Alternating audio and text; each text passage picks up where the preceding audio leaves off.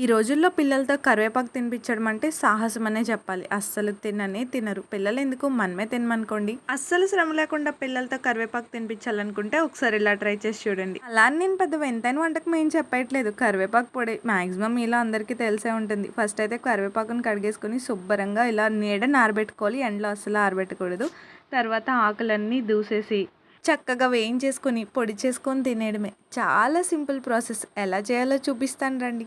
ఈ కారపొడి కోసం ఫస్ట్ అయితే మనం ఎండుమిరపకాయలు వేపుకోవాలి. 11 ఎండుమిరపకాయలు వేపాను. నేను తీసుకున్న కరివేపాకుకి నూనె మట్టుకి అస్సలు వాడకూడదు. నూనె లేకుండా వేయించితేనే చాలా బాగుంటాయి. అలాగే ఒక గుప్పెడు ధనియాలు, అవి కూడా దోరగా వేపేసిన తర్వాత కరివేపాకుని ఇలా వేయించాలి. చెమటలు కక్కేయాలన్నమాట కరివేపాకులోంచి. చాలా టైం పడుతుంది ఇది వేగడానికి. అది చెమటలు కక్కడమేమో కానీ నేను కక్కాను చెమటలు.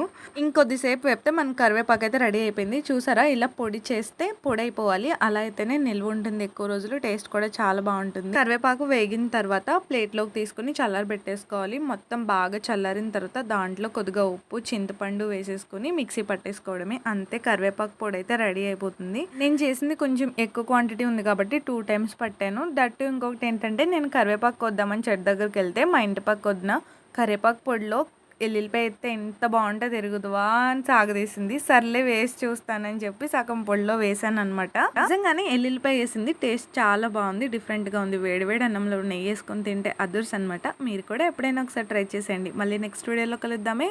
బాయ్.